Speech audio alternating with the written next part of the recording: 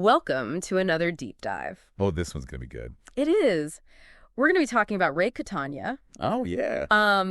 And we'll be exploring his autobiographical books called The Atheist and the Afterlife. Mm-hmm. And You Are Still Alive, Now Act Like It. Right. And these books are just fascinating. I know. They're packed with just tons of personal stories and spiritual insights and even practical advice. Yeah, it's incredible. Yeah. We're talking premonitions, energy healing, connecting with the afterlife. Oh, the works. The works. Yeah.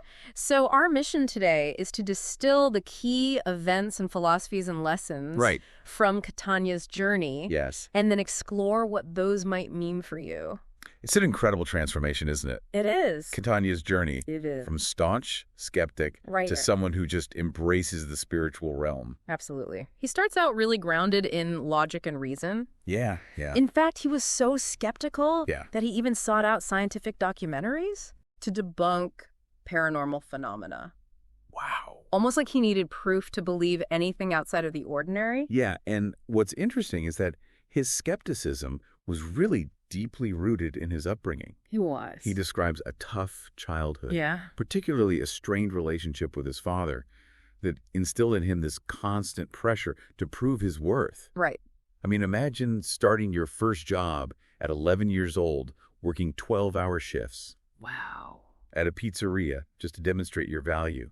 That was Ray. That's incredible. It is. It seems like those early experiences really shaped his worldview, and that drive to understand, to find proof, maybe even to control, stayed with him throughout his life. Almost like a scientist constantly testing hypotheses. Yeah. But in this case, he's testing the very nature of reality. It's true. Yeah.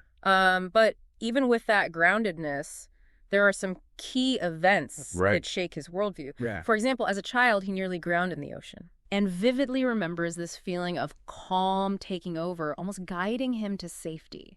That's powerful. It is. Later, he experienced some traumas, including being assaulted as a teenager. Right. And he talks about how that sparked a need for control. Makes sense. Particularly in his relationships. Yeah. It's as if he was overcompensating for that earlier feeling of powerlessness. That makes sense. Yeah. Trying to regain a sense of agency after such a traumatic experience. Right. So we can already see these early threads of skepticism intertwined with glimpses of something beyond the ordinary. Right. But it's not until he meets his girlfriend, Jessica, that things really take a turn toward the spiritual. Interesting. It is interesting. Jessica had a very strong connection to her deceased father, John. Yeah. And she had been receiving messages from him since his passing. Wow. Ray, of course, initially dismisses this. Of course. But then he starts having his own vivid visions. Really? Including a recurring one of John himself, giving him a very specific message. Wait, so Jessica's deceased father is communicating with Ray? He is. What did he say? John keeps appearing in these visions, Yeah.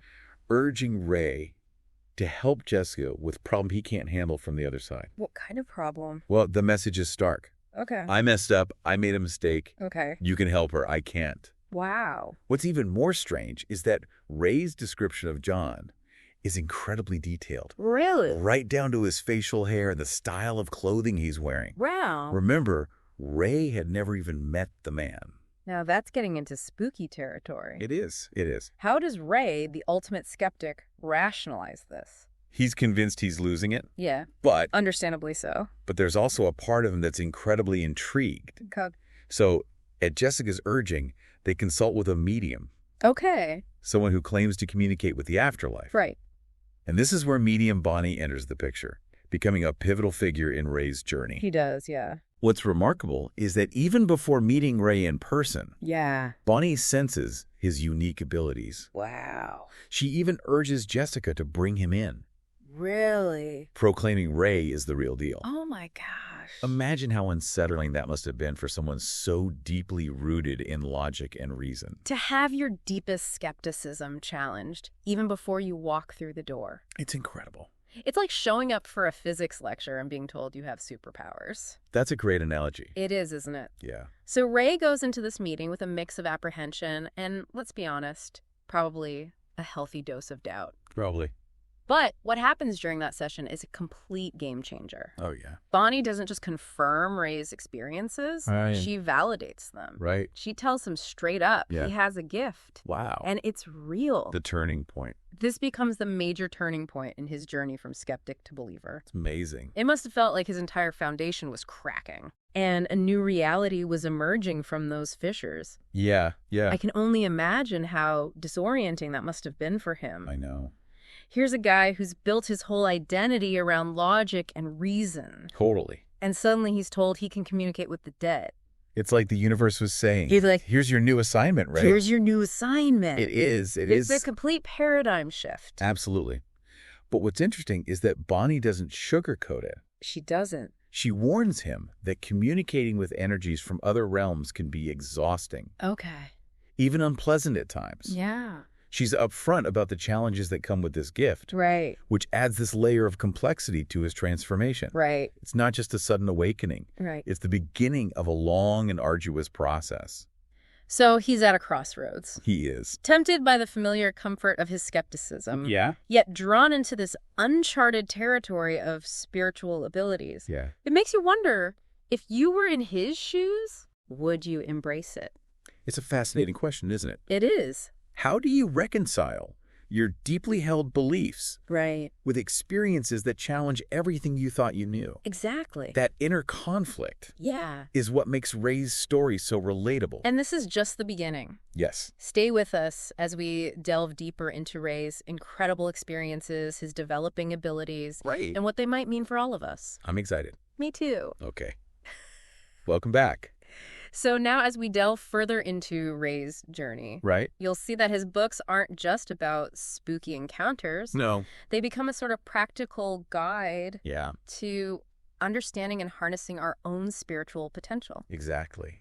That's what I find so intriguing about all of this. Yeah. It's not just about the supernatural. It's about what these experiences might teach us.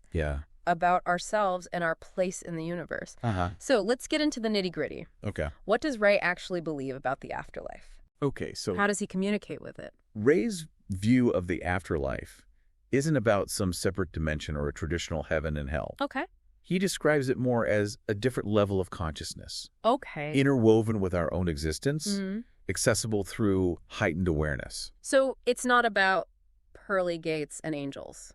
Not exactly. He envisions it as an energetic realm. Okay. Where consciousness continues to evolve. Okay. Almost like a continuation of the journey we're on now. I see. And he communicates with this realm. Yeah. Primarily through what he calls visions. Visions? Yeah. Is he seeing ghosts floating around? No, think of it more like a mental movie screen. Okay. He describes seeing vivid scenes, people, even snippets of conversations. Okay. All of which relay messages or insights. Right. These aren't literal ghosts. Right. But more like symbolic representations of energies and consciousness from that other realm. So like a cosmic download.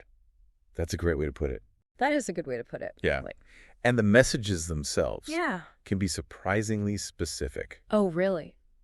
Ray talks about receiving guidance on everything from personal relationships to business decisions. Okay. That's pretty wild. It is. Having discarnate entities weighing in on your business deals? I know. But doesn't it get overwhelming? It can. Having those otherworldly voices constantly in your ear? He does mention that it can be a bit much at times. Right. Describing feeling exhausted. Made sense. Even physically ill after intense encounters. Yeah. It's like having a phone that's constantly buzzing with notifications. Oh. But in this case, the notifications are coming from beyond the veil. I can imagine that would take some getting used to.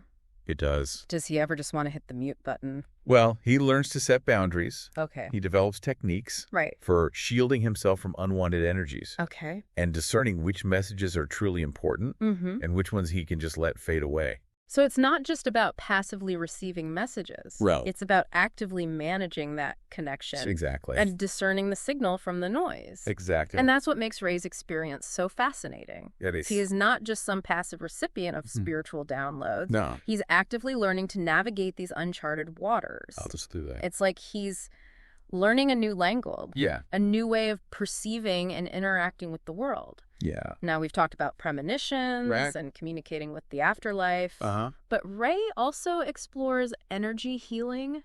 He does? He talks about working with chakras. Yes. Which I've heard of, but honestly don't fully understand. Right. Can you shed some light on those? Sure. Think of chakras as hubs of energy within your body. Okay. Each regulating different aspects of your well-being, physical, emotional, even spiritual. Okay. Ray suggests that blockages in these chakras can manifest as imbalances in our lives. So if you're feeling stressed or anxious, could that be a sign of a chakra imbalance? That's one interpretation. Okay. And Ray delves into techniques for clearing those blockages. Such as meditation, visualization, and working with energy healers. So it's like giving your internal energy system a tune-up? You could say that. Yeah. He emphasizes that everyone has the potential to tap into this healing power. Right. And he shares stories of using energy work to help Jessica with her anxiety. Oh, wow. He even describes helping her achieve deep relaxation during meditation. That's really interesting. Yeah. It's not just about receiving messages from beyond. It's about learning to work with the energy within ourselves. Exactly. This leads us nicely into his second book. It does. You're Still Alive, Now Act Like It. Right. Which seems to have a more action-oriented message. It's a call to action. It is, yeah. He challenges readers to take ownership of their lives. Right. To let go of those limiting beliefs we all carry. And to truly tap into their innate potential. Right. He's basically saying, you're not just here to exist, you're meant to thrive. I love that. Yeah. It's a message of empowerment. It is. Of recognizing the power we have to shape our own realities. Right. He also dives deeper into concepts like manifestation, a law of attraction, and the power of the subconscious mind. Right. These are concepts that a lot of people might be familiar with, but maybe not fully understand. They're powerful concepts, but often shrouded in misconception. Right. So let's start with manifestation. Okay. Which Ray believes is the ability to create our reality through our thoughts and intentions. Right. He emphasizes visualizing desired outcomes. Okay. Repeating positive affirmations. Okay. And even acting as if what we want is already happening. So it's about aligning our thoughts, feelings, and actions with our desires? Precisely. Okay. He even shares personal stories of successful manifestation. Oh, really? Such as attracting business opportunities and unexpected financial abundance. Wow. But Ray's approach is unique because he doesn't just present manifestation as some mystical process. Oh, right. He even incorporates principles of quantum physics. Wow. Quantum physics. I know. That's quite a leap from skepticism to incorporating cutting-edge science into his spiritual understanding. It is, isn't it? It is. He delves into things like the Higgs field. Wow. And string theory. Okay. To illustrate how energy and consciousness are interconnected. It's fascinating how he bridges spirituality and science, making these ideas accessible to those who may be more logically inclined. He even draws parallels to the concept of entanglement. Okay. In quantum physics. Okay. Where two particles, no matter how far apart, can be linked in a way that defies our conventional understanding of space and time. So he's suggesting that our thoughts and intentions might have a similar interconnectedness with the fabric of reality. That's a really powerful concept to consider. It is. It is. Now, closely related to manifestation is the law of attraction. Right. Which states that, so if you're constantly dwelling on negativity, you're more likely to attract negative experiences. That's the idea. Okay. And conversely, if you cultivate positivity, gratitude and joy, you're more likely to attract those kinds of experiences into your life. Right. It's about recognizing the power of our dominant thoughts and emotions to shape our reality. It makes you think about how much of our experience is shaped by our own perceptions and beliefs, doesn't it? Absolutely. Absolutely. But how does the subconscious mind fit into all of this? It seems like it plays a pretty big role in Ray's philosophy. He believes that the subconscious is incredibly powerful. Okay. Shaping our beliefs, habits, and even our reality itself. Really? He describes it like a vast storehouse of past experiences and programming that can either limit us or empower us. Wow. It's like an iceberg. Oh. Where our conscious thoughts are just the tip. Right. While the vast submerged part, the subconscious, exerts a powerful influence on our lives. So if we have negative beliefs or limiting patterns buried in our subconscious, it can sabotage our efforts to manifest our desires. Absolutely. So he emphasizes the importance of reprogramming the subconscious mind. He does. Through positive affirmations, visualization techniques, even hypnosis. It's like giving your subconscious a software update. That's a great analogy. It is, isn't it? Yeah. Installing a new operating system. Right. That's more aligned with your conscious goals. That's a great way to put it. So we've got manifestation, the law of attraction, and the power of the subconscious. It's a lot to unpack. It is. It is. Anything else we should know about Ray's philosophy before we move on? One more key aspect he emphasizes is overcoming the ego. Okay, the ego. Yeah. What does he have to say about that? He defines the ego as that voice in our heads that constantly judges, criticizes, and often holds us back from taking risks or stepping outside of our comfort zones. So it's about taming that inner critic that we all have. Exactly. Okay. He discusses techniques for recognizing and managing the ego. Right.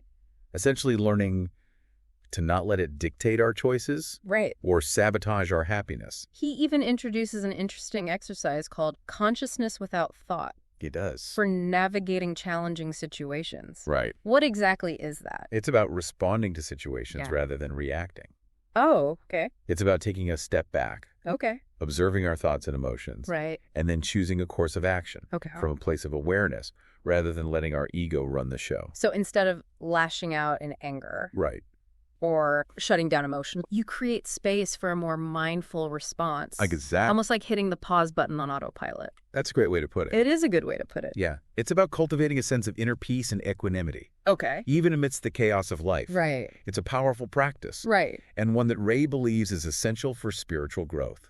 It certainly sounds like he's packed a lot of wisdom into these books. He has. Stay with us as we continue exploring Ray's journey and delve into some of his more unusual experiences. All right. We'll be right back.